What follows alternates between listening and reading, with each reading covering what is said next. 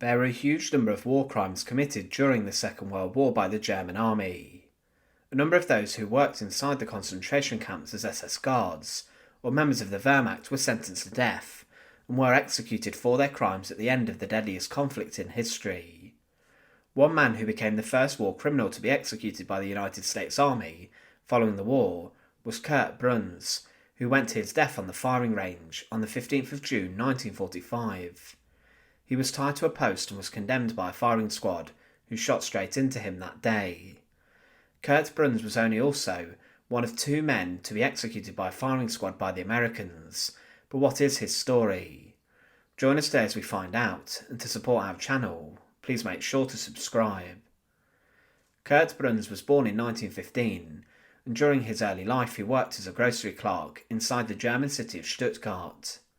But then in 1936, as Hitler was expanding his army illegally, Bruns joined the Wehrmacht, and then 3 years later he became an officer. He served during the Second World War in a number of capacities, and during a number of important battles, and he rose to the rank of Hauptmann in September 1943. He was a man who was married and he had a child. However, during the latter part of the Second World War, he would commit a number of war crimes, especially as the war was turning against the Germans. Between December the 16th and December the 20th, 1944, during the Battle of the Bulge, the Americans captured around 30 Wehrmacht soldiers, including a corporal, Heinrich Kauter.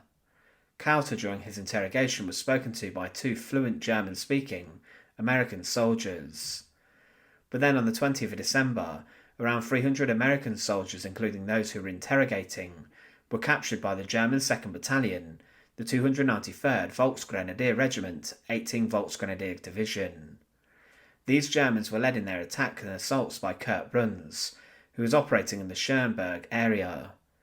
The American prisoners of war were then under armed guard, marched to a customs house, and Corporal Heinrich Kauter then went ahead of the prisoners of war as he escaped. Bruns was then in the street in front of the custom house when the prisoners arrived. But following this, two of the recently freed Germans then told Curt Bruns that two of the American prisoners of war spoke fluent German. These were Kurt Jacobs, a 35-year-old staff sergeant, and Murray Zappa, a 20-year-old soldier. Bruns then told his men to retrieve those two German-speaking Americans, and they were lined up against the wall of a house by one of Bruns' men, Sergeant Werner Hoffman. Bruns then had all the other Americans march towards Beilaf, and then he asked Jacobs and Zappler if they interrogated his men in German.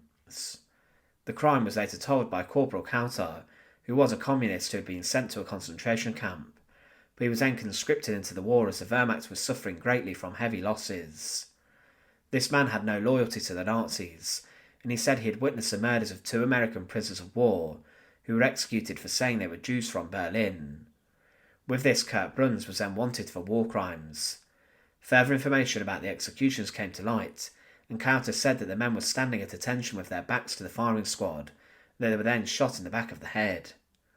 But it would not be long before Captain Curt Bruns was arrested, as he was captured during the ongoing Second World War. He was arrested on the 7th of February 1945 and was then identified. He admitted to speaking to the American prisoners of war during the incident, and he said he did not organise their executions and had no role in it. He said that he had been informed of their deaths, which were carried out after he received orders from his superior, a man named Witter. But the interrogators did not believe the German, and officials also used another man in his prison cell to try and get a confession from him. But on the 13th of February 1945, American soldiers from the 12th Infantry Regiment found the executed bodies of Jacobs and Zappler. They were shoved in a small hole around 100 yards from the road. Bruns had previously been seized inside of a bunker, and despite the fact the war was still ongoing, he was brought to a war crimes trial for illegally executing the two men. The trial was allowed to take place, even considering that Bruns was considered a threat to the Americans, but the trial would only last 1 day, and throughout this he maintained his innocence. The trial occurred on the 7th of April 1945 inside of Düren, but many witnesses came forward and testified about the executions and what they saw. One witness said he had heard Bruns state that, regardless of whether Germany will win the war or not, I would devote my life to the destruction of the Jews. He was also rather arrogant, and he did not care for the witnesses and what they said, and the courtroom heard that the men wanted to surrender, but instead was shot dead. He was also accused of murdering more men before his capture, with prisoners of war being machine-gunned by Bruns himself. When the remains of the Americans were found, the two were found lying face up in a shallow grave, with them missing their boots, with these presumably being stolen by a German soldier. Another witness testified that she heard another German reporting on the executions of two Jews, that they were shot because of the German prisoners identifying them as the two who questioned them. Bruns was then condemned to death, and he was sentenced to death by firing squad. Following the short trial, the death sentence was actually removed, and the evidence against Bruns was considered circumstantial.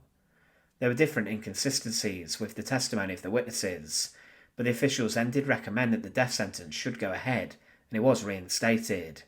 The death sentence of Curt Bruns was confirmed by Colonel Ernest Brannan on the 8th of May 1945. It was around 6 weeks later that the German captain was then executed. On the 15th of June 1945, he was taken from his prison cell to Densdorf, and specifically a gravel quarry, where a firing range was created. He would be the first Axis war criminal to be executed by the Americans during and after the Second World War. Around this time, the American military usually executed German war criminals by hanging, and at the time the firing squad was considered an honourable way to die, and an execution method which was reserved for soldiers. After the war, the Americans would hang most war criminals, but the firing squad remained in place for Bruns, as he was condemned to death during the war, and before the war had ended. Bruns was allowed to wear his German uniform to face his death, but it was stripped of its insignia. He was then secured to a post in the firing range and quarry, and he was given a black blindfold which was tied around his eyes. The firing squad were then readied, and they were told to take aim.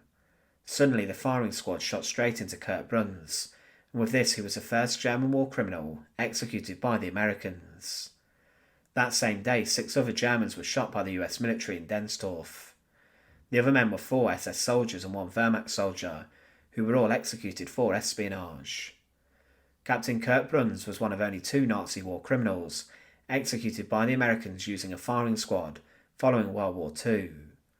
Almost 300 others were executed on the gallows instead, but he was the first war criminal executed by the US Army also.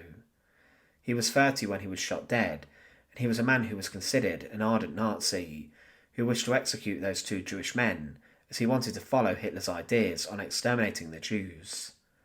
Despite his trial being today probably unfair, and based on circumstantial evidence, he was convicted for his crimes, and there is little doubt that his actions resulted in the executions of 2 men during the final years of the war. It's believed that Curt Bruns may have committed more crimes during the Second World War, and that he may have had many more victims than those which he was brought to trial for, and that the men under his command could have also committed many more atrocities. But tied to a stake with a blindfold wrapped around his eyes, he was executed in a quarry by the Americans. Thanks for watching. To support our channel, please make sure to subscribe, and once again, thank you so much for watching.